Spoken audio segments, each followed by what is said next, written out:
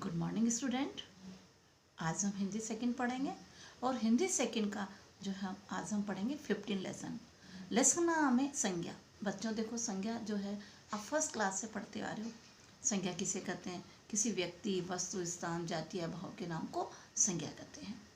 संज्ञा के कितने भेद होते हैं? 3 भेद होते हैं, व्यक्तिवाचक, जातिवाचक और भाववाचक। आज हम पढ़ेंगे लेसन नंबर 15 संज्ञा। बच्चों open your book Hindi second. सबसे पहले कुछ एग्जाम्पल्स के माध्यम से मैं आपको समझाना चाहूँगी। एग्जाम्पल है आपका, रमेश संतरे लाया इस आम में मिठासे। अब देखो, रमेश संतरे लाया। अब संज्ञा की परिभाषा क्या है? किसी व्यक्ति, वस्तु, स्थान, जाति या भाव के नाम को संज्ञा कहते हैं। अब इसमें रमेश संतरे लाया, इसके अंदर रमेश क्या है? व्यक्ति है ना, तो रमेश क्या हो गया? संज्ञा हो गया, यानी कौन से क्या संज्ञा हो गया? व्यक्ति का नाम है, तो ये किस में आएगा? व्यक्तिवाचक संज्ञा में। इस आम में मिठास है, इस आम में मिठास है। अब देखो बच्चों, इस आम में मिठास है। अब इसके अंदर की संज्ञा ढूंढो, तो संज्ञा मिठास क्या हो गया? मिठास जो है आपका भाववाचक संज्ञा हो गया। क्यों? क्योंकि ये इसका आम का गुण बता रहा है। मुंबई एक महानगर है, मुंबई एक महानगर है। अब देखो, मुंबई क्या है? स्थान का नाम है, तो ये क्या हो गया? संज्ञा है। और कौन सी संज्ञा हो गया? व्यक्तिवाचक संज्ञा। और नगर है, नगर और जगह का नाम मुंबई और नगर, तो दोनों क्या हो गए? मुंबई जो है वो आपका हो गया व्यक्तिवाचक संज्ञा। ऐसे जवाहरलाल नेहरू पहले प्रधानमंत्री थे। अब जवाहरलाल नेहरू व्यक्ति का नाम है, तो ये भी क्या हो गया? संज्ञा हो गया। और ये कौन सी संज्ञा आएगा? व्यक्तिवाचक संज्ञा।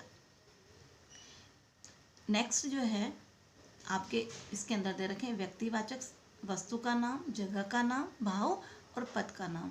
अब इधर देखिए आप कि रमेश क्या है? व्यक्ति का नाम है, और जवाहरलाल नेहरू भी व्यक्ति का नाम है। अब जैसे सीता पुस्तक नहीं लाई, तो सीता किसका नाम है? व्यक्ति का नाम है।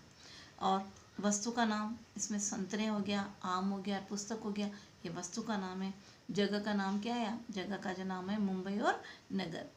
और भाव के अंदर क्या आ गया? मिठास आ गया। और पद में जैसे जवाहरलाल नेहरू पहले प्रधानमंत्री थे, तो ये पद है, पद प्रधानमंत्री। तो बच्चों अब इस परिभाषा को आप अंडरलाइन करो। किसी व्यक्ति, स्थान, वस्तु अथवा भाव, गुण के नाम को संज्ञा कहते हैं। अब आपके पीछे क्वेश्चन आएगा कि संज्ञा किसे कहते हैं, तो आप ये परिभाषा लर्न कर लेना।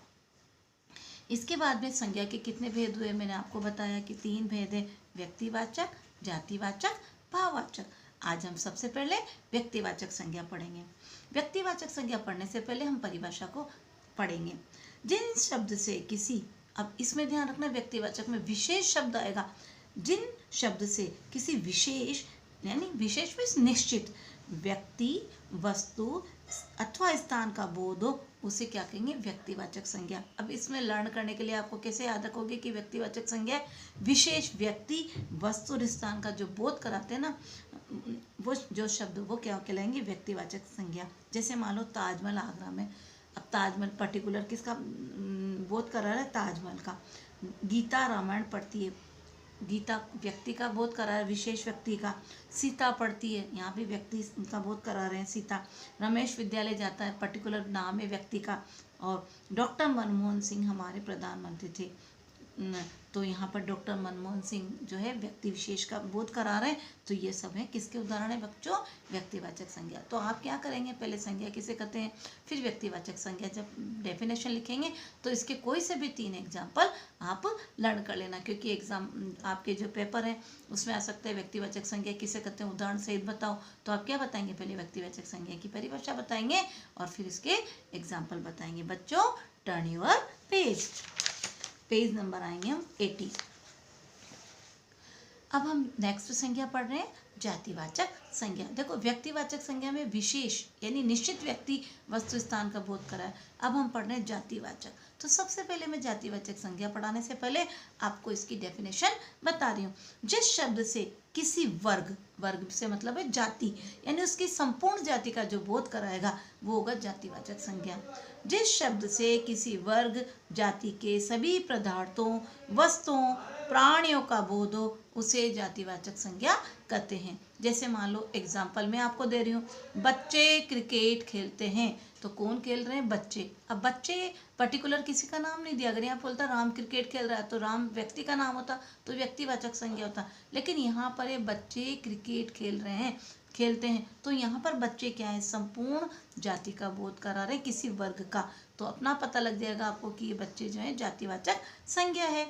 अब देखो इधर, यह पुस्तक है, पर्टिकुलर किसी का नाम नहीं दिया कि ये पुस्तक है, तो ये भी क्या है? किसी वर्ग का बोध, वस्तु के वर्ग का बोध करा रहा है, तो ये भी क्या है? जातिवाचक संज्ञा। ये कहते हैं ये रामायण, या ये जो है रामायण है, तो यहाँ पर फिर ये जो रामायण आ जाता तो व्यक्तिवाचक संज्ञा होता। शेर जंगल का राजा है, यह भी आपका किसका उदाहरण है बच्चों? जातिवाचक संज्ञा का। तो आप जातिवाचक संज्ञा की डेफिनेशन को अंडरलाइन करेंगे और जातिवाचक के 3 उदाहरण आप लर्न कर लेंगे। तो व्यक्तिवाचक संज्ञा पढ़ा हमने, और क्या पढ़ा? जातिवाचक संज्ञा। ये भी जानों में आए बच्चों, अंग्रेजी व्याकरण में 2 संज्ञाओं का ही उल्लेख होता है। 2 संज्ञाएं और है संज्ञा, एक तो समुदायवाचक और द्रव्यवाचक। तो पहले हमने क्या पढ़ी? व्यक्तिवाचक पढ़ लिया, और फिर हमने पढ़ा जातिवाचक। नेक्स्ट जो है हम नेक्स्ट क्लास में पढ़ेंगे।